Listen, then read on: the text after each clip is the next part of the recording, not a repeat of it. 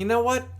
I'm sick of all these covers. Let's play a song we have never played before for this first song part that we always play a song at the beginning of the podcast, right? Great idea, Steve. Here's a theme song. Hope it's not a mean song. It's a good song, just as it should song. American Brews and Tunes. Shibbity-beep-a-dow! Classic! What a great song. I never get tired of hearing that. Here it is again. Yeah, because this is American Brews and Tunes. Here's a theme song, you know it's not a mean song. It's a good song, just as it should song. American Brews and Tunes. Shibbity-beep-a-dow! Shibbity-beep-a-dow! Yeah! That's right. Yes, that's right. Well, we're here yet again. It's not a one-off episode. Can you believe that? Wow. We have no it's not recommended by a listener this week. The only way that I would believe that is if you told me. That's the only criteria for me believing that. Well, so criteria met. I believe it. Check mark. Well, this is a regular edition of the episode, which means that Jesse has been listening to some punk rock album that I have recommended. I sure have. And I've been listening to some alternative record that Jesse's recommended. Yep, he sure has. Not only have we done that, but we've got 2 different beers to try. Oh my goodness. So it sounds like a recipe for success. What are these 2 albums that we've been listening to? The viewers may be asking. You know what? They probably would be asking. I don't want to speak for them, but they may say that. If they have been listening to the past episodes, though, they would know already. Let's just say that they haven't. Okay, this is what's it called? Hypothetical? Hypothetical. Yes. Hypothetically, if someone who is listening right now, talking to you, Jim. Jim from North Dakota. So hypothetically, if Jim from North Dakota, who lives, I don't want to say a city because it might be wrong. Brainerd. That's in Minnesota. Fargo, North Dakota. If you're Jim from North Dakota and Fargo, if you're listening to this right now for the first time ever, and you're thinking, "Wow, what is this crazy podcast, and why are they talking about me right now?" Well, we listen to albums. We listen to albums recommended by each other. Yeah, and then we come together and review them while trying beers that we've never had before. So now you might be asking, I wonder what albums they listen to. Let us tell you. Yes, let us. I have been listening to some random album called Good News for People Who Love Bad News by some random band named Modest Mouse. Not sure if you've heard of them, Jim. Some random band. Jim, if you've heard of them, send me a letter. Now, Jim, I've been listening to one of the most well-known bands of all time. Yeah. Anti-Flag. Yeah. One of the biggest bands out of Pittsburgh. Ain't that the truth? Ain't that the truth? The album is called For Blood and Empire. Well, that sounds interesting. It sure does. I wonder if they're talking about the Roman Empire. Nope. No, not at all. Hey, Jim, does that sound interesting to you? I certainly hope so. Hopefully it does. So get a nice cup of hot chocolate, because it's probably cold there. And it's summer. Well, maybe he's listening to it for the first time in winter. Could be. Well, Jim, ignore the hot chocolate. This is American Brews and Tunes. If you are a responsible adult, go ahead and imbibe in a nice brew. Yeah. Yeah.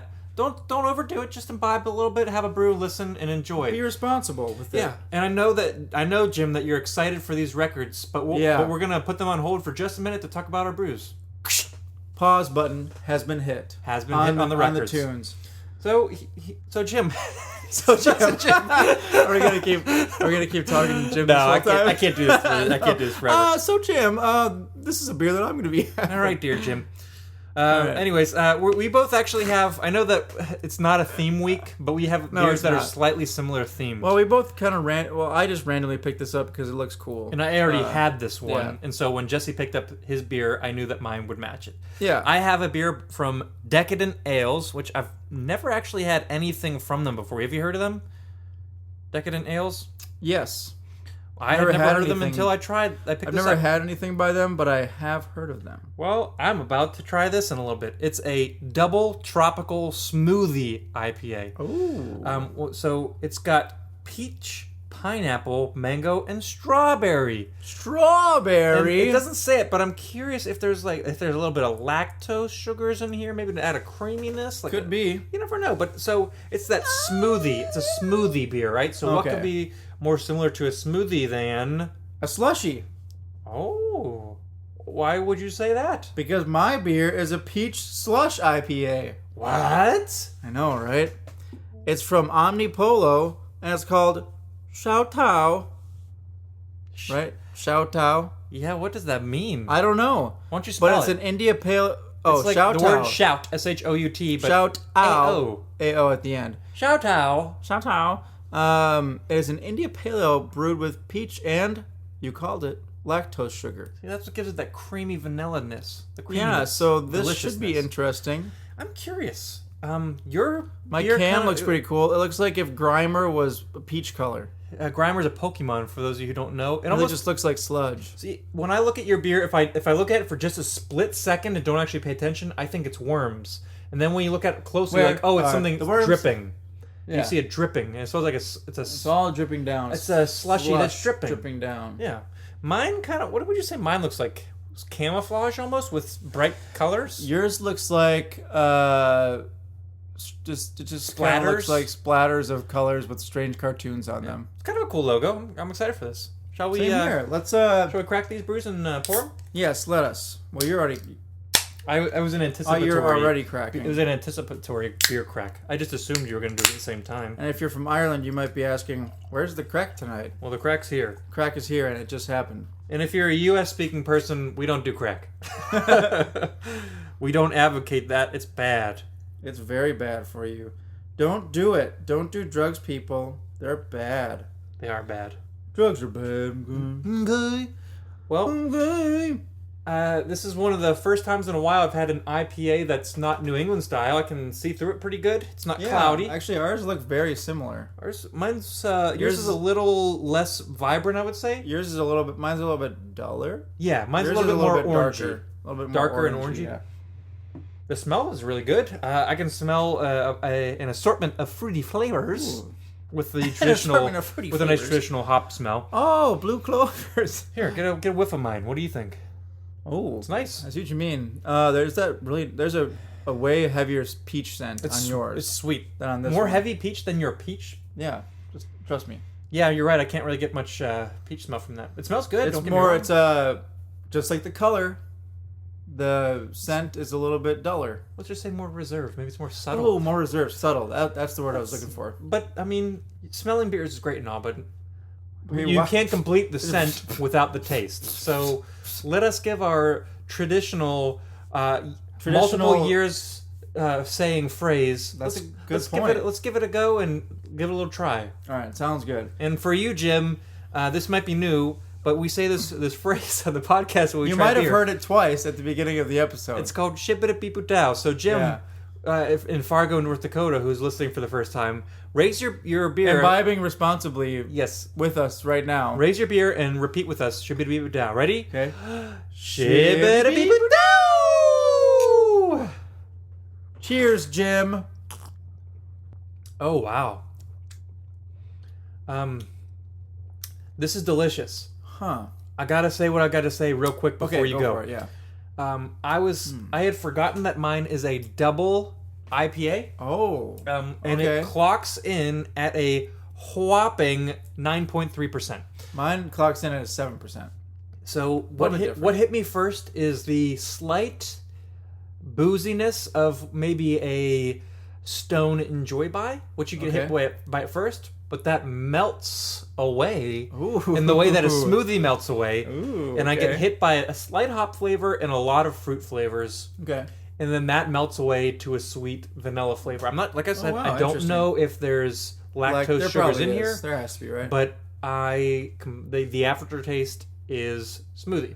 Okay. 100%. It's fantastic. Very fruity. Interesting. The hops hit you at first and then melt away quick. So Interesting. it's fruity afterwards and very refreshing. Okay, so yours is a smoothie, Yes. right? Yes, it tastes like a homemade smoothie with hops. What was mine called again? Yours is the Shoutao. No. What type of IPA was it? Slushy. A peach slush IPA. Yeah. So where yours is a smoothie, mine's a slush. You big gulp in that slush? No, just small gulp in it.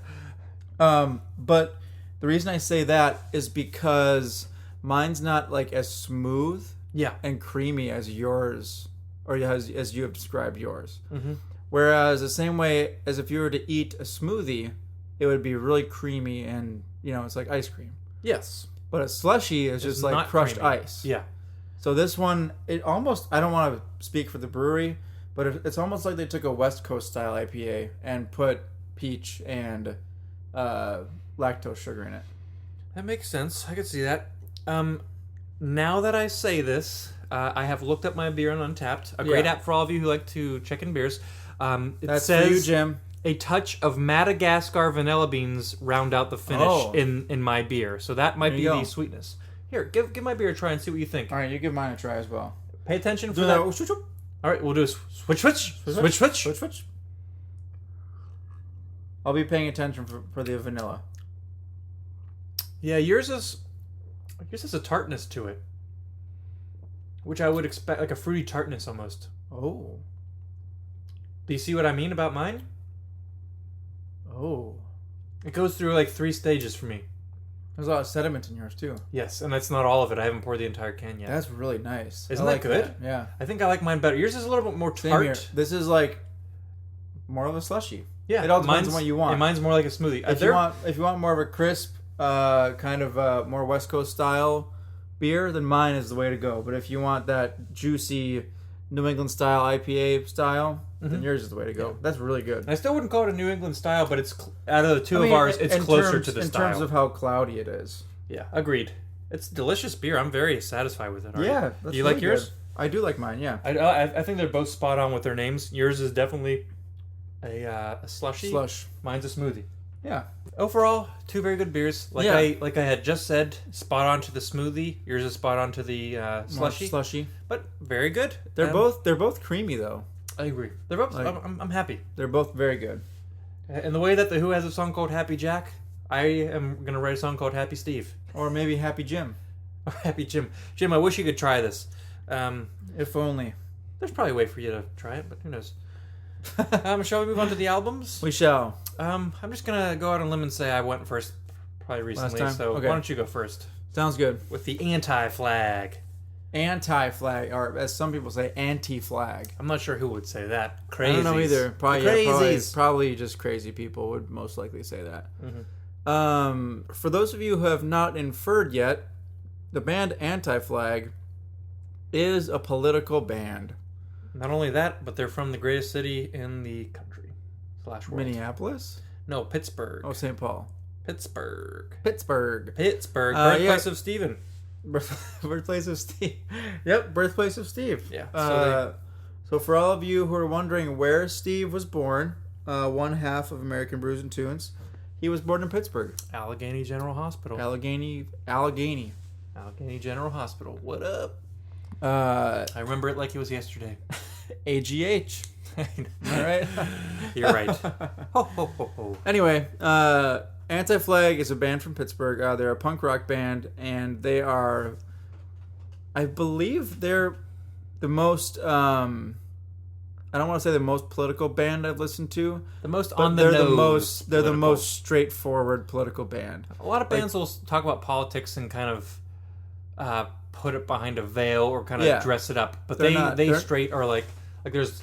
I don't want to announce it first, but they've got like a song on here called "Depleted Uranium is a War Crime." Yeah, and I'm like, that's not like hidden. That's pretty on the nose. Yeah, you know what they're talking about. Yeah, and in that song, we'll talk about that later. Yeah, but yes, they're overtly political. Yeah, blatantly political. Mm-hmm. And so this album called "For Blood and Empire" is obviously about war. I would say in general it's about war, how the U.S. participates in wars, and how they think that they're like wrong morally, and a whole bunch of different facets that go into that. This came out in the mid-2000s during the Bush administration. I believe. So, Jim, I don't know your political views. If you lean a little more to the right, this might not align with your views 100%, but keep an open mind. Yeah. You don't have to agree with something to enjoy it. Or if you really don't agree with it so much to the point where you're irate, just don't listen. It's fine. Everyone has their own opinions. You're entitled to yours. Yes, good point, Steve. You better take that seriously, Jim. Yeah, Jim. Okay. Oh. Anyway, now that we've kind of got a brief overview. Jinx, you owe me a smoothie beer. All right, I got you one. Here it is. Oh, thanks. I meant a new one, Oh, a new one. but I didn't specify. Crap. True. Too bad. Looks like you lost that Jinx battle. Is that a thing, do you think? I don't know. Do people actually have, like... Did you ever actually do that? No, I don't think I've ever done it seriously. Like, where you would say... Jinx, you owe me a soda? That kind Yeah, of like the same... Like what they do in The Office with Jim and Pam. with the baggage. No, I didn't Remember, actually do that. Like, Jinx, you owe me a soda, and then Jim actually didn't talk. Like, he wasn't actually allowed to. Because they were sold out of that one, remember? Yeah. Yeah, but But we regress. I don't think I've ever actually done that. I've never done it. Like, I just said Jinx jokingly. Yeah. Or when I caught that Pokemon Jinx, I was like, oh, nice, a Jinx. Anyway, back to Anti-Flag. The album For Blood and Empire, track number 1, is called I'd Tell You... It's not called that. What's it called? It's called I'd Tell You, but... ... I'd tell you. I tell you. So this song is a really good album opener. I give it 4 out of 5, and it is a song specifically about the victims of war, and how they would like basically. I'd tell you about, for instance, like about my family or about like what's happening in my life or whatever, but we got killed by your war that you started. Bullets. All the bullets cut into my flesh. Whoa. Whoa. And if you don't know what Anti-Flag sounds like, this song is a very good representation. Yeah, there are a lot of woes. Yeah, they like woes. They like woes quite a bit. Yes, they do. So that song's pretty good. Like you said, a very good representation of what Anti-Flag sounds like. And do you know which number of release this is in their catalog? They've probably released like maybe 10 albums in their catalog. I think this is right in the middle, or 5. So let's say this is like 5. This is not their first effort by far and large. They've been around for over 20 years now, and I believe this is their first release on a big label. I can't remember which label it was. It might have been a major. I can't remember. I think so. But this was their biggest release to date, and biggest release currently and probably to date. Still is now. Okay. Yeah, they had one more release on that major label or whatever it was, the bigger label, and then I think it was a 2-label deal or a 2-record deal, and then they dropped that out. Now they have their own label called AF Records. Okay. Which I think is Anti-Flag, Anti-Flag Records. yeah. A lot of Pittsburgh bands are on there, like Homeless Gospel Choir. Oh, nice. Or Swiss Army. A bunch of fun stuff. Nice. But yes, this is their biggest, I'd say their biggest release to date. Huh. I remember listening to this in late middle school, early high school, and be like, this is awesome. Really? I didn't talk like that at that time, but you know. You're probably just like, this is awesome. I love the punk rock. Yes. Yeah. That's exactly what you sounded like. Yeah. Anyway, I'm going to get on to my first recommendation. It is track number 2, and the song is called The Press Corpse. But not like core. No, like CORPSE. Like a dead body Like corpse. a dead body, yeah. Do-do-do-do-do-do-do-do. Is that all? That's just the very beginning. Okay. I gave it 4 out of 5 and recommended it. It's a song about, again, war, because that's what most of this album's about. But this song is kind of focusing on how the press releases content to the public, and also kind of like the reasons that the government gives behind going into war. Yeah. And the chorus is super darn catchy. They don't want to Talk about it. They just want to tiptoe walk around it. Yeah. Yeah, it's such a... and I believe this is a staple of the live show. Really? Yeah, I've seen them quite a few times, and they play this very often. Yeah. We don't want to talk about it. We don't want to talk. Sorry, I'll get carried away with this song. Yeah, it's a really catchy song. Yeesh. Really simple chorus. We kind of sang part of it there, but Yeah. I don't know. There's not really much else to say. And the reason I'm not saying too much about the songs in general is because if I were to go into them, there's a lot to unpack in these songs. Yeah, Anti-Flag is... They're not like a band that just picks like a subject and kind of like talks about it a little bit. They go very in depth. Yeah, because you had told me that in their liner notes for their albums, they like put references to what they're talking about. Yeah, so if you ever get a record or a CD from them and you pull out the liner notes, they'll have all the lyrics, but then they'll have additional... for like almost for every single song, they'll write a paragraph about why they wrote it, and then they'll have references and things you should check out about the actual topic.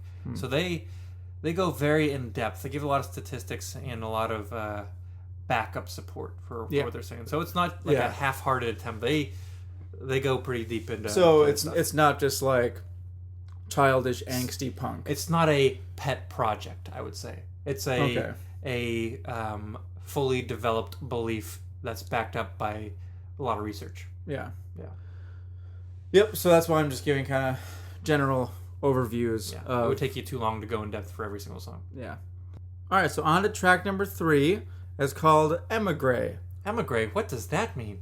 Well, according to the dictionary, it means a person who has left their own country in order to settle in another, usually for political reasons. Could you call that a political refugee also? You could. I guess. I mean, yeah. Yeah, I suppose you definitely could. Yeah. But yeah, emigre. I mean, I guess that's kind of Like like all those immigrant. all those people who said they were going to move to Canada if Trump got elected. Yeah, and then No one followed through, moved. obviously. Yeah. But that's a different... we're not going to unpack that. We will. What were we just talking about? Track number 3. Mm-hmm. Emigre. Okay. So yeah, this song's about obviously immigrants, and there's the first line of the song is, "First they came for the colonists, the communists, Communists. and I did not speak out. then they came for the socialists, and I did not speak out. then they came for the trade workers or something like trade and I did not speak and out. and then they came for me." But it's referencing a poem by, I can't remember who it's by, but I know what you're talking about. But they're cutting out one of the lines where he says, "And then they came for the Jews, but I did not speak out," which was after, "And then they came for the trade workers or the trade unionists, and I did not speak out." So I mean, essentially, the song seems like it's just about viewing people equally and making sure to stand up for human rights in general. Yeah, stand up for everybody. Not being classist or being. Stand up for everybody's rights. Racist, even, like stand up for everybody's rights. Rights. Human rights, right? Am I right? Human rights. You're not human wrong. I'll tell you that. Anyway, that was a pretty good song. Not my favorite, but still pretty decent though. Fair enough. On to track number 4, which is my honorable mention. Oh. And it's called "The Project for a New American Century." This is the one where it's like, it's a good check for Yeah. what you believe. Yeah. Yeah. Yeah. But they don't say yeah, I don't think. No. Yeah. Sorry. But basically, the whole gist of this song is, will you make? Well, one of the lyrics is, "Will you make a stand for human dignity or never-ending hate?" So like that's basically kind of a continuation of the last song. We don't want never-ending hate. No, we do not. I guarantee that. That is one thing that I believe, and I believe that everybody would agree with me here. Yeah. That's a bad thing. Hate's bad. Remember, the final fight is love. Yep. Or love is the final fight. Love is the final fight. You decide. I think they mean the same thing. I don't know. Somebody said it right. Anyway, on to track number 5, called "A Hymn for the Dead." Yes, that is what it's called. That's called "Hymn for the Dead." Sing a hymn for the dead. The song seems like kind of like how really do you folky. describe that? Folky, I guess. It's kind of as like far folky. as Anti-Flag goes, is the folkiest thing. Yeah. Yeah. But basically, this song is about remembering the dead and remembering that and this is all in context of like fighting for social justice. So remembering the dead and what they stood for, and how they're, even though they're dead, like they're still in that fight for whatever whatever respective fight you're talking about. Yeah. Insert fight here. Yep, exactly. There's also a trumpet in this, I guess, for the bridge. Oh yeah, I forgot about that. It's kind of the first time you hear that, you're kind of like, what? Well, because it's like It'll throw you off. it's like it does like the typical like Mask of Zorro type trumpet line.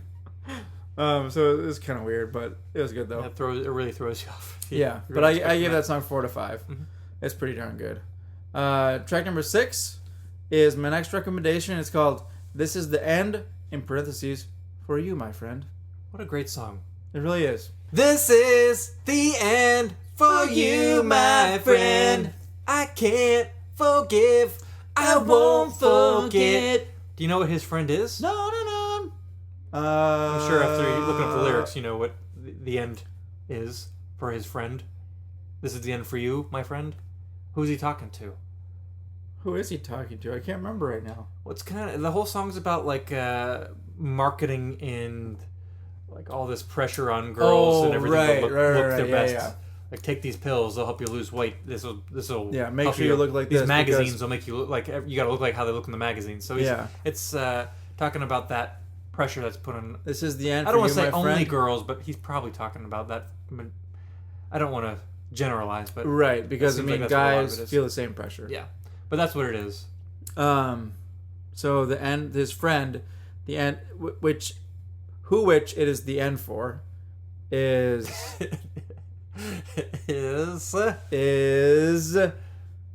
I'd say society's dehumanizing females. Society's pressure on women to look a certain way. To look a certain way, yeah. It's a good theme, and if you don't really pay attention, you probably expect the song to be about. What was I just listening to recently? Creature Comfort. Well, that Arcade too. Fire. That's another really good song, which deals with both sides. Yeah. Talking about how both sides look in the mirror and wait for the feedback. Wait for the feedback. Yeah. But it's a good theme. Also, it was just like Macklemore and Ryan Lewis. Wait, what was that when line? The line is the devil's greatest lie is convincing girls they look better in makeup, I think. Yeah, that was on that album that we reviewed, The Heist. The Heist. Yeah. So good line. Yeah, like I completely agree with that, with this song and with that entire message. Yeah. To all of our listeners, don't let society tell you how you should look. You do you. If you want to not wear makeup, don't wear makeup. Yeah, but I mean, if you really like makeup and that's what you want to do, go for it. Yeah. Might as well. You do what makes you happy. Even some guys like to wear makeup as well. I believe they call it guy liner. Or mascara. Dude, no way. I am not kidding. Really? I'm dead serious. I wish that I could have taken credit for making up that awesome, hilarious, like that word, guy liner, but it's real. I swear. I guess it makes sense. Yeah. Huh. Yeah. Is it different? I don't know. I think it's the same thing. I just think they market it for guys. Huh. Interesting. Like, dude from Green Day wears a lot of makeup. That's true. Yeah. Guys, if you want to wear makeup, go for it. Do you think he uses guy liner? I don't know. What's that guy's name again? Billy Joe Armstrong. I knew that. I was just... Oh. Never mind. Oh, come on. Have you listened to The Long Shot? His other project? Only briefly. Same here. I kind of liked it, but I haven't really given it more than I'll have to listen to it. But it seems like it's going in this general trend of like slower paced, like Americana, heavier rock. Yeah. Like the Menzingers too. Which is not a bad thing. No. By any stretch of the imagination. Nope. Not at all. Anyway, back to the album For Blood and Empire by the band Anti-Flag. The next song is called $1 Trillion $sign. I love that song. $1 trillion can buy a lot of bling. $1 trillion can buy most anything. $1 trillion buying bullets, buying guns. $1 trillion, something about thugs. Whoa, whoa. So many woes. So many woes, yeah. Yeah, but I love how it's a really good song. What a it is. What a bull spit. But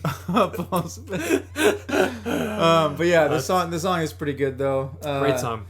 It is also kind of campy like that other song. I think it's intentionally campy. Yeah. With the subject matter, because they're talking about how $1 trillion is great because you can buy anything, and they're like, just kidding, it's stupid. Yeah, just kidding, it's lame. But specifically, I'm guessing this is one of the things they mentioned in their liner notes is that specifically like after the 9/11 events, like the U.S. spent like over $1 trillion towards like $5 trillion towards war. Funding the war. Jeez, Yeah, or that's some, a lot or of something money. like that. So specifically, the song is about that and how that seems is like a waste of money. Yeah, F the world, a lot of people gonna die tonight. Yeah, that's what they say in the song. Because if you think about it, like if everybody was just peaceful, everything would just be so much better. Yeah, we could spend our $1 trillion on donuts and beer, or on like solving the energy crisis, or something else more more beneficial to the human race. I was being a little more Homer Simpson right there. I was not intentionally. Are you saying Duff? Did you say Duff beer? I didn't. I said donuts and beer, which is still very Homer Simpson. Well, yeah, but you could have said Duff beer though. I should have, but it's too late. I'll let you move on. It's too late now, but that's all right. That's a good song. I'll give it 4 out of 5. On to track number 8, which is called State Funeral. This song is the fastest song on the album so far. Mm-hmm. It's pretty good. I gave it 4 out of 5, and it's basically, I would say, about not wanting to be pawns in a political chess game. Well, if we're pawns, we're pawns. Let's be pawns. Let's be pawns and pawn it up everywhere. Pawns can win a chess game, technically. True, pawns, and also pawns can be turned into a queen. But also pawns normally get destroyed and sacrificed. Normally pawns are fodder. Yeah. So I guess that's what they're saying. Yeah. But on the bright side of things, pawns can be turned into a more useful piece. Yeah. You have a nice, if you have a nice marble carved pawn, you would put it on your windowsill, admire it. Yep. Yeah. You would admire it, and then as the sun beamed on it, there would be a little plant would start growing out of it, and then they'd be like, "Wow, look at the beauty that's coming out of that pawn." You know who carved out a great pawn? Andy Dufresne from The Shawshank Redemption. He'd pick up his rocks and he would carve out his pawn. Did you start talking in some type of southern accent? You know who carved a great pawn? That was Morgan Freeman's accent. Andy Dufresne. Andy Dufresne. I can't do Morgan Freeman's accent. Boy, he had a great pawn. Neither can I. Andy Dufresne climbed through roughly 3 football fields of poo to get to freedom. It's a good movie. What a great movie. I gotta watch it again. Also, neither of us can do Morgan Freeman's. I think I did pretty good. No. If you think I did pretty good, let me know, Jim. All right, let's move on. I'll let you move on. Anyway, moving on. Track number 9 is called Confessions of an Economic Hitman. It's very catchy, and it is basically about how America goes into these wars based on what the big businessmen want to do. This one where it says, I lovingly told him, F you! Yeah. Yeah. I think they reference like the reason that America went into Iraq was not for weapons of mass destruction, but was for oil. And they have a song on a previous album called OIL, and then it stands for Operation Iraqi Liberation. Oil. Wow, yeah. Classic. Definitely political. Yes, they're very political. We warned you, Jim. Yeah, Jim. Why are you getting all your panties in a tizzy? Also, why are you wearing panties, Jim? You do you. It's all right. I was gonna say something else like your hair in a tizzy, but that's not really a typical idiom for that. Anyway, on to track number 10. Jim, just unravel your tied up respective undergarments and enjoy the episode. You do you, Jim. Jim. You do you. You do you, bro. Anyway, on to track number 10. Well, before we move on, do you have any more advice for Jim? No, just listen in, Jim. Okay, sounds good. Listen in, and you do you, Jim. That's what this episode should be called. You do YouTube. You do YouTube. We're not gonna call it that though. We'll probably call it something probably like Anti-Flag for Blood and Empire. What are those things with a dot and a comma underneath? Colon, semicolon. Semicolon. Modest Mouths. Good news for people. Bad news. Okay, yeah. Just letting you know. That sounds good. Whatever. I'm not making a joke. I'm just telling you that's what the episode's gonna be called. Okay. There was no humor in that. Who could that be? Hello, come on in. Oh, hello, boys. It's me, Old Man Rust again. Shnikes! I thought we got rid of him.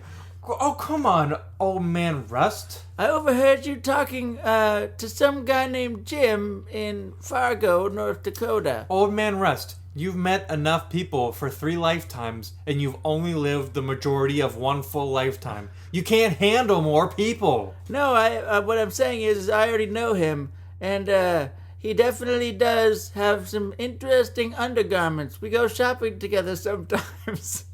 Old Man Rust, you wear the same undergarments as Jim? Yes, it's I don't really want to divulge that secret right now, but let's just say that they're very comfortable and absorbent. Old Man Rust, we already know more than we would ever want to know about your undergarment choices. You keep that to you, and you keep your rusty undergarments to yourself as well. Now, Old Man Rust, kindly leave so that we can continue the episode. Alrighty then, I guess sounds like a plan. Alright, well, we'll see you later. I hope your old rusty car gets you back to your rusty house, Old Man Rust.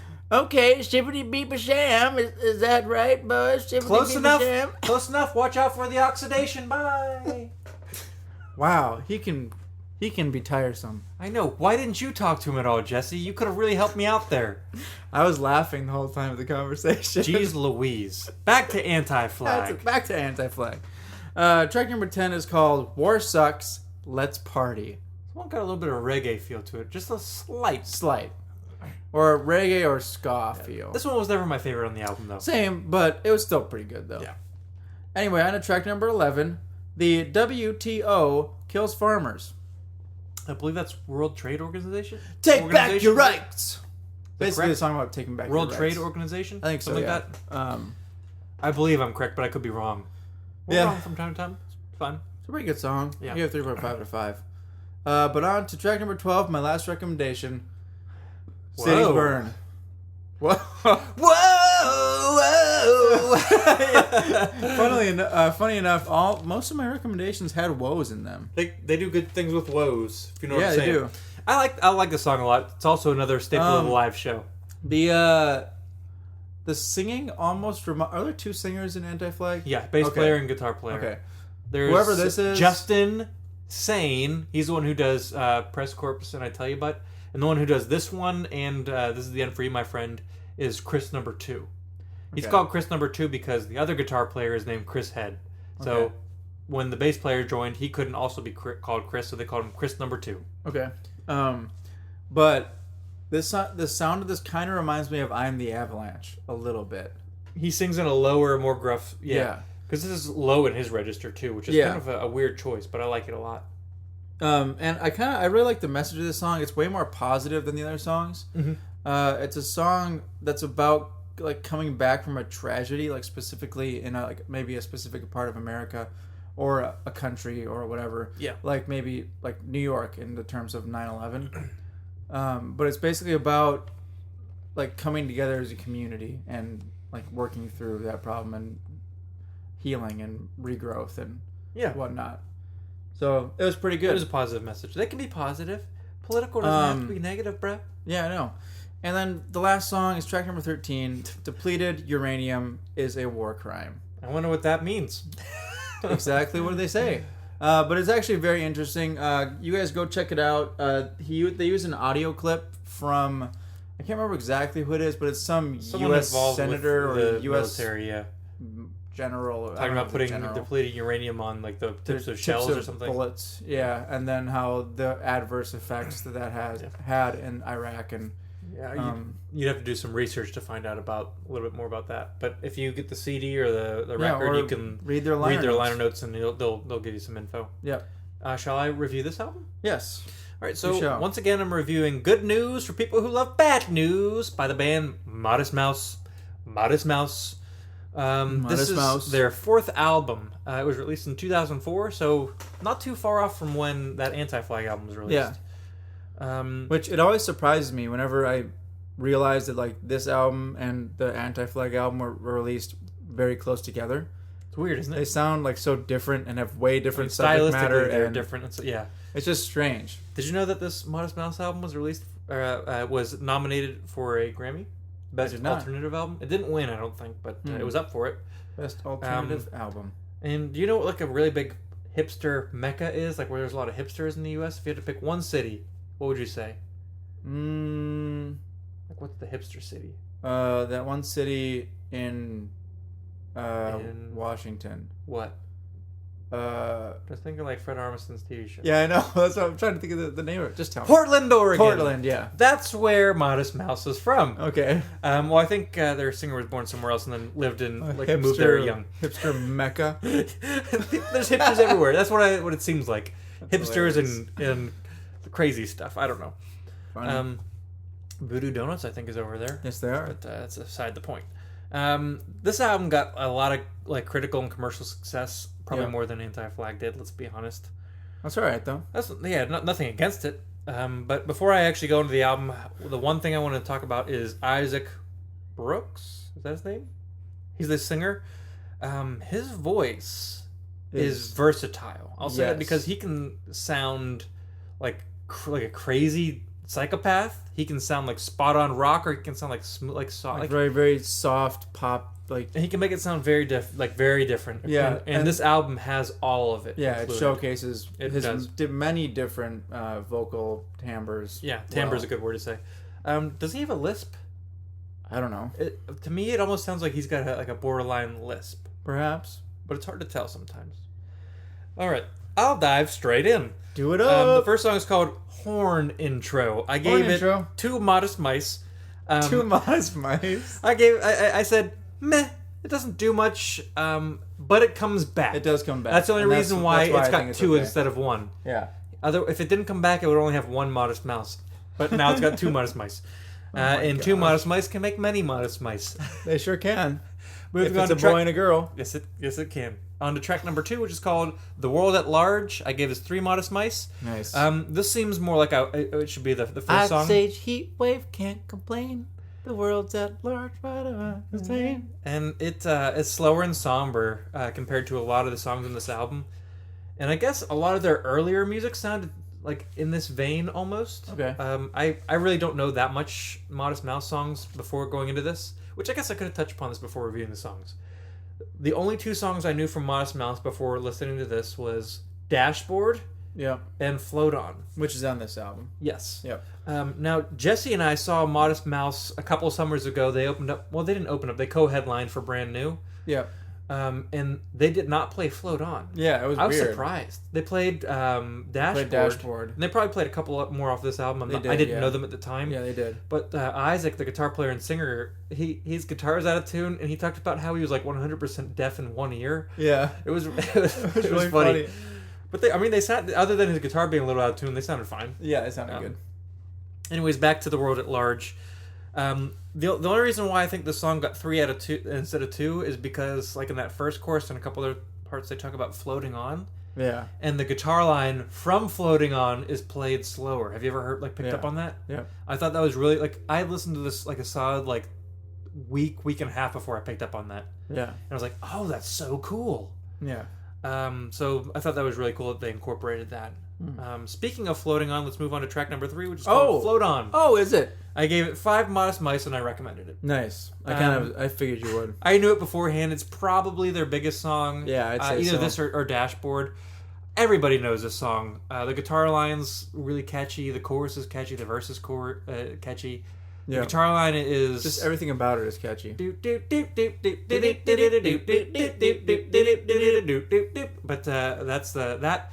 The chorus is, oh, right, already, we'll all float on, oh, don't you worry, we'll all float on. Oh, Very catchy. Think that it will all float on. But this is one of the few like really positive songs that they do. Yeah. Because he sings about a lot of dark and negative stuff. Yeah. Often. You also get kind of a introduction to his different timbre in the song, in the verses in the beginning. You do. I've got two. Wait, speaking of, I've got two lines that I really like. Okay. Which is the first line: "I backed my car into a cop car the other day. Well, he just drove off. Sometimes life's okay." Mm-hmm. If you ever backed into a cop car, he's not going to drive away. No. Those lights are going to come on. You're going to get a ticket and he's going to be like, and "Way to go!" Your insurance is going to go Sonny. Yeah, that's a good point. The other line that I really like is, "Well, a fake Jamaican took away my last dime with that scam. It was worth it just to learn some sleight of hand." Yeah. Like, you know, the 3-card Monty, those guys, they're like... Yeah. So that's what he's talking about. It was cool to see someone work their skills on the 3-card Monty, so he's like, it's okay. And this song's about how, like, no matter all the bad things that happen, and it's going to happen a lot, everything will be okay. We will all float on together. Yeah. Like, it'll be okay. Which is a good song. We'll all keep moving forward. And I'm sure you've heard it, but do you know the rapper Lupe Fiasco? Does that name ring a bell at all? No. He did a sample on this song and kind of took it and did a song called "The Show Goes On." The show goes on. Oh, it's like, Really? yeah, it's like I don't want to call it a copycat because they definitely gave them some of the, like the publishing and like credited them for the sample. But obviously, the first time I heard it, I was like, ah, lame. Like, yeah. Yeah, so it's Funny. It is what it is. Yeah. Moving on to track number 4, which is called "Ocean Breeze Salty." I gave it 3 modest mice. I like that song. It's a popular one. This was the second single, the first being "Float On." I wouldn't have picked this one as a single. Obviously, they made a good choice because it's really popular and people love it. Yeah. But I like the chorus, the one where he's like, "That is that, this is this," because yeah. Tell me what you want, look. Tell me what you did. You get away from me. do you know that? You remember that keyboard part that's in the background? Yeah. It's the thing that reminds me of the keyboard part in the bridge of "Peggy Sang the Blues" by Frank Turner. Yeah. Oh, I love that, and that's what I think of every time I hear this. Yeah. But you know, it's good. Moving on to track number 5, which is called "Dig Your Grave." I gave it 3 modest mice. This is a weird one. Yeah. It's just a really short, like, instrumental that leads into the next song. Leads into the next one. Yeah. If I was Modest Mouse, I would have just put this at the beginning of the next song. But for some reason, they chose to separate the 2 songs. That's fine. Yeah. So I'll move on to track number 6, which is called "Bury Me With It." So if you put those 2 together, it's "Dig Your Grave, Bury Me With It." Yeah. Well, I guess like "Dig Your Grave" kind of introduces the melodic and instrumental themes. It does. But I gave "Bury Me With It" 4 modest mice. Oh. I like this song a lot. Same. It's weird sounding, but cool. And Also a different vocal timbre. just bury me with it. Bury me with it. It's crazy sounding, but I think the song is about growing up and kind of like he talks about like being alone because he just talks about like loving the party scene and being alone because everyone's grown up and he's got to grow up too. Mm-hmm. The title of this album comes from this song. Mm-hmm. Good news for people who love bad news. Yeah. Moving on though to track number 7, which is called "Dance Hall." I gave this 4 modest mice and I recommended it. So I it's forgot my second that you said recommendation. you had mentioned to me earlier in like last week. You were like, that song's really catchy. I like it. It's funny, and this struck me the first time I heard it. Yeah. Which not always happens, but We're gonna dance hall every day. We're gonna dance hall every day. It's so goofy And sounding. that's how they sing too. And that verse pops up so much throughout the song. Dance hall every day. The verses have a lot of drug references, like substance abuse references. Yeah. And it gets a little heavy, but I don't pay attention to the verses because the chorus is so good. It kind of makes me want We're to going dance. to dance hall every day. It makes me want to dance like that. Just It makes me want to jump dance. up and down and move your arms Yeah. in like a weird motion. Like if I was at a concert where they played this song on repeat for an hour, I'd dance. I'd dance hall every day for the entire show. It's just a fun song. I like singing along with this song. Yeah. That's why I picked it. Yeah. Not for any like reason of the lyrics. Was that an HM or anything else? That was a recommendation. Oh, recommendation. Yeah. Oh, okay. Moving on to track number 8, Bukowski. I gave it 3.5 modest mice. This is a reference to the poet Charles Bukowski, a well-renowned either agnostic or atheist. I don't know if you know much about him. No, I do not, but I could gather I think from the song that it's he pretty is on the either nose. an agnostic or atheist. Heavy subject matter about conformity and about religion and purpose, and like how like Bukowski was very vocal about like being his own god and like doing what was made him happy. Like, and then like multiple sex partners, let's do drugs. Like he like was a champion of that, and so. The singer in this song, Isaac, talks about how he like sympathizes with Bukowski more and more, but I understand it. He's like, but who would want to be an a-hole like that? But who would want to be such an a-hole? Yeah. And then he goes on later to talk about God, and he talks about how God's an Indian giver because he gives and takes life, and who would want to be such a control freak? So he's relating to Bukowski and distancing himself from faith, but he's saying like. This is a country of people who all have faith, so by me saying this, I'm alienating myself, and I'm going to be alone, like lonely. Yeah. Which I don't know about you, but I almost see the opposite. Because I still would consider myself a person of faith. Yeah. And the culture that I immerse myself in is not. Yeah, same. And like I listen to a lot of music and watch a lot of movies that talk about how faith is stupid and how you like people who believe are like narrow-minded and childish. Yeah. And when I hear that, I'm like, come on, like don't like alienate me. I like what you're doing. Like, you know what I mean? So well, I see the opposite, but I can see why he would say that. It's a really interesting subject that's actually probably better suited for a different conversation. Agreed. In general, it can get you could have a whole podcast about this song and debating that. In general, I'm guessing, obviously I could be wrong, that a lot of people who view faith in that way don't really know what it's about, or don't really have a good knowledge. Representation. They just see what they see from the loud people. Maybe they just see what they see in movies. Maybe they see what they see in loud people. I guess like the vocal people. Yeah. So I mean, not like, the majority of the extremists. Yeah, it's less black and white than a lot of movies or bands put it. It's way more of a gray area. Yeah. So moving on, like the last song, he was distancing himself from God. You know. Yeah. Towards what? That's right. Track number 9 is called "The Devil's Workday." The Devil's Workday. Yeah. He seems like a smart writer. I'm assuming there was probably some intentionality there. Oh yeah, I'm sure. I also gave it 3.5 out of 5. Yeah, the song is interesting. It's the horn intro comes back. Do you remember the horn intro from the beginning of the song? That's how this song starts, but the horns continue throughout. And but now, when you recommended this album, you said something about like, do you want a gypsy album? I said this is maybe not the best term for it, but gypsy punk. So when you said that, I had an idea in my head, and this is the only song that sounds kind of gypsy-like. Yeah. But because there's a baritone saxophone, it's like, boom. Oh, those people. Boom. Oh, those people. Boom. It's also a dark song. That you know. Or just logs lying in the river or something like that. It's dark. It's weird. About like I don't know. But it's about the devil's workday, though. Yeah. Interesting song. But I'm going to move on because we are running low on time. Track number 10 is called "The View." I give it 4.5 modest mice. It's an honorable mention. 4.5. Or is it 4 modest mice and a baby mouse? No, it's 4 modest mice and 1 mouse got his tail and part of a foot chopped off. Oh, shoot. Wow. Yeah, but they live in a butcher's shop, and the butcher almost got him, but he ran into the hole quick enough. He got him with a cleaver. How big are these mice? Regular size. How big is this cleaver? Regular size. You don't have to imagine. Wow, he narrowly missed him then, I guess. Yeah. So you got 4 full mice and 1 mice who's a little disabled. Oh, side note real quick. Yeah? I was driving home from work yesterday, and there was a snake in the middle of the road. Big one? And I almost ran it over, but I stopped. He was just right in the middle of the road. How big? He was probably like 3 feet like big? 3 feet. 2 to 3 feet 3 big? feet. Mm-hmm. I like stopped. A black snake, or what was it? It was like snake? Colored. It was like 2 colors. It was like yellow and black. Oh, okay.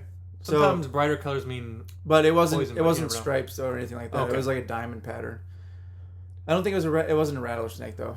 Well, obviously not on a highway. If you. It wasn't a highway. It was right on our street. Interesting. I got in my car and I was like, I don't want to drive forward because I don't want to kill it. Move, snake. So I was like, go on. I was like, go away, snake. Like, I don't have a fear of snakes. I just don't really like them. Like if I like snakes. I don't like them, but if I like saw one like in our yard, I wouldn't be like, ah. I'd be like, oh look, there's a snake in our yard. Have you ever held a snake? Yes, I have. They're nice. They're fun to hold. Yeah, I don't like snakes though. They just go. I have had a heart attack a couple times. Not literal heart attack, but near heart attack. I was like, what? Wait, what? 2 times This in my is life. news to me. I was cutting grass, and these are very separate incidents, and I almost ran over a snake. I didn't see the snake until like my wheel must have hit it, and it like jumped up and slithered away real quick. And I have my headphones in. I'm listening to music. Like outside world's like nothing to me. Yeah. I'm just going along, and then all of a sudden the snake like jumps up and goes flying. I'm like, whoa! Not because I'm afraid, just because I'm not expecting a snake to go like flying. Twice that happened to me in Pittsburgh. That's crazy. But enough of that craziness. Let's get back to The View. And I don't mean the TV show. I mean the song by Modest Mouse. Yes. Track number 10. My honorable mention. This is a dancey song. Oh. It's dancey because of the drums, I think. They give it that like 80s, like that scats, like maybe 70s is better, like disco-y kind of drum beat. I think it's about how views change over time. And I know there's a part in the song where they talk about like a literal view of like some people somewhere else. Yeah. But I think he means like a double meaning, like his view changed while growing up. Okay. Because he says, like the chorus is, as life gets longer, awful feels softer. Gets longer. So he means awful things like have less of a blow as you grow up. It's a really good message, and it's really catchy also. Yeah. Moving on to track number 11, which is called Satin in a Coffin. I gave it 3.5 out of 5. There's a banjo. Satin in a coffin. It's an odd sounding song and it's dark. Yeah. It's kind of the same. About death. That's kind of the same type of feel as Devil's Workday? No, the one after Dig Your Grave. Oh, yeah. I could see that. But anyhow, I'm going to move on because that's fine. The next song needs... Well, I could talk about the next song for even less of time. It's called Interlude, in parentheses, Milo. I don't know if I said my rating for Satin in a Coffin, but it's the same as this song, 3.5 out of 5. Okay. This song's an instrumental almost, but it's got an accordion, which has a really interesting sound to it. Yeah. And there's a sound bite of a baby or like a toddler talking. Yeah. It's actually a child of somebody in the bands. I don't know if you know that. Oh, really? So it's kind of cool. Is his name Milo? Yeah. It's a daughter, actually. Oh. The daughter's name is Milo. I can't remember what the dad's name is. It's Otis? Last name is Judy, though. Clever. No. Next song, which is called Blame It on the Tetons. I gave it an honorable mention, 4.5 out of 5. Tetons. What Jesse just said, yes. God, I need a scapegoat. It's soft. And it's one of the few songs that's like mainly just like an acoustic guitar and vocal pattern, and it's really catchy. Like that melody is super memorable.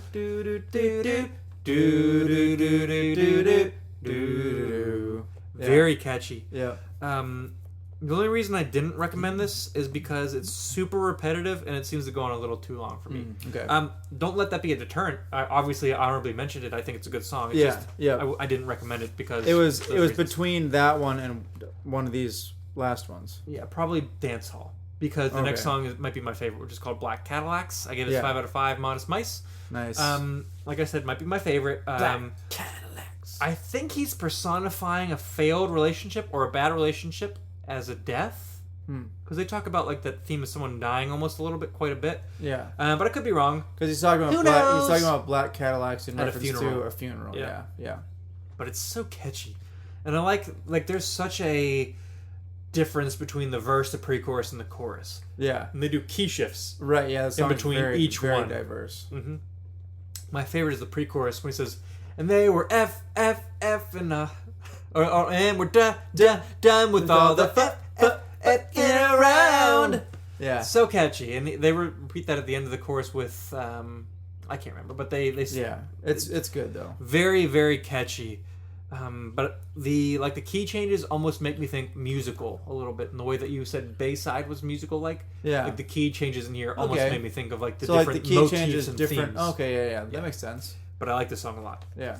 Cool. Moving on to track number 15, I gave it 3.75 Modest Mice. Oh, wow. This would be where the mouse just had half the tail. Just part of the tail gone. Okay. Yeah, he's fully mobile, but he's just sad. He can stand on his own, but he's just like, oh man. He's like, I can't. Where's I part can't of whip my tail? I can't whip my tail back and He only forth. had one chance to have that tail, and it's gone. Yeah. Curse that meat cleaver and the butcher. Yeah. This is one of the few songs where harmonies show up in the chorus. Not a lot of harmonies, just like maybe one line at the very end of the chorus. And you hear it, you're like, Oh. And you're like, what? Because multiple times in this album, he doubles the vocals where he's singing an octave difference, but that's obviously not a harmony. That's just an octave, like, piled on top. And so it was cool to hear. Yeah.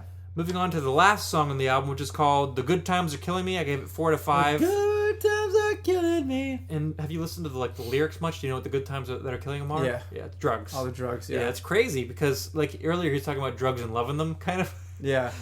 In this, and he's like, not well, so much. They're killing me though. My favorite line is, "Eat enough hair of the dog to make myself an entire rug."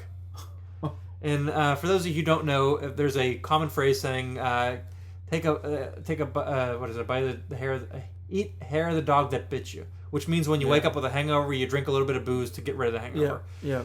So if he had that enough to make a rug out of dog hairs, he's That's got a fully formed dog hair rug, which is disgusting to think about. Yeah. Yuck. But it's just a really cool imagery and Yeah. like points home the message. Interesting. Good song. I thought it was a good end to the album. All in all, I thought this was a good album. It took me a lot of listens to get into. That's I'm not really gonna lie. interesting, yeah. There was probably like, other than Float On, maybe 2 songs that stuck out at first, and the rest I was like, I don't think I like this. I don't think I'm gonna get into this. But then I really got into it, and I liked it a lot. One thing that I've learned after this album is that I need to listen to an album with the lyrics. Yeah. Like maybe listen to it a couple times without, and then listen to it with the lyrics, because that makes a big difference. Yeah. A very big difference. Agreed. And as a little bit of a side note, but I got the most recent Arcade Fire album recently. Yeah. Called Everything Now, and it's pretty great. Fantastic album. But like I started looking up some of the lyrics, and they changed what I think about the songs a lot. Yeah. Really good stuff. Jesse had me listen to 2 of their albums before I listened to Neon Bible and The Suburbs. Both great albums. So obviously I listened to this one, and it's worth a listen also. But it's great. Speaking of multiple albums that you've listened to, next week is going to be repeats. Yes, next week is episode number 44. So with repeating numbers, we do repeating albums. That means I'm going to recommend an album for Jesse from a band I've already recommended for him, and he'll do the same for me. Yep. So what are you recommending for me? Before we get into that, though, let's do that, and then we'll finish our beers. Okay, sounds good. Yeah. I'm going to recommend the album The Bends by Radiohead. Interesting. I'm excited for that. I'm curious if they mean the bends as in that one disease you get when you get like altitude, or not altitude, but like the depth sickness, like divers get a lot. I don't know. Because they call that the bends, you know? I'm curious. I think so. Okay, awesome. I'm going to recommend a Lagwagon album for you. Okay. But I've got a couple different ones I'm going back and forth on, so this will kind of determine on what you want. Okay. There are 2 per se that I would recommend. Okay. One is a little bit more like tongue-in-cheek, kind of like the one I had you listen to, which was Haas. A little bit like it's got serious songs, but there's some like humorous stuff on there. Yeah. Still, the other one's a little bit more heavy and a little bit darker, more somber, reflective lyrics. Okay. So, what would you prefer? Darker and somber. All right, I'm gonna recommend the album "Resolve" by Lagwagon. Okay, sweet. It's about well, not the entire album, but a lot of it was inspired by the death of their former drummer. Oh wow! So, what was his name again? Derek. He's the one who played on the album you listened to. Yeah. So that'll be interesting. Sweet. That sounds good to me. And so we've got that to look forward to. Listen to next week. Yeah. So what say you that we finish our beers? Has your flavor changed on yours at all? Has it warmed up? I think it's gotten better. More of the creaminess has come through. I think I agree with mine. You know how sometimes when you have a beer that's a little higher booziness, like a higher gravity, the booze comes more forward as it warms up? Yeah. I think mine dissipated a little, which is interesting. Odd. The smoothie is more up front. The smoothie is more up front. I was happy with this beer though. I was ecstatic with mine. Oh, I jumped for joy. But I'm sad because I only bought 1 can of this in a mixed 6-pack. Yeah, that is pretty sad. Oh, I'm sorry, a mixed 4-pack. It was one of those. It's from Craft Brewed. Yeah, I got one of those little plastic 4-top. What do you call those? Like the contain. You know what I mean? I know what you're talking about. Anyways, we're gonna finish up our beers and sign off for the week. Anyway, Jim, if you're right at the end of your beer, get ready for the magic words. But before you do, Jim, magic phrase. I just want to let you know, Jim, that if you like what we do, keep listening to our episodes. But look us up on Instagram, Twitter, Facebook. We're at American Brews and Tunes. or you can look up our website, which is brewsandtunespodcast.com. We've got bonus content on the website. Bonus content. It's great. Check it out. Love life. Love everyone. Live life. Love. Work. Play hard. Eat tacos. Drink beer. Listen to music. Play guitar. Walk the dog. Read books sometimes. Play Nintendo. Read comic books all the time. Look at pictures. Listen to records. Look at things. Watch movies. Pay for movie tickets. Go to the museum. Eat things. Make yourself eggs. Make an omelet. Don't scramble it when it fails. Just keep on with that omelet. You can do it, Jim. Use the restroom. Watch the movie Fargo and don't get upset. By the accents, you mean? That's enough. Jim knows what we're about. I kind of get upset. Joe knows what we're about. Jim knows what we're about. I kind of get upset by those accents. It's Fargo. It's not Minnesota. I know, but even when they're in Minnesota, they still talk like that. Yeah. Whenever they're in Minneapolis, that one wife lady, what's one of the lines that she says? I don't remember.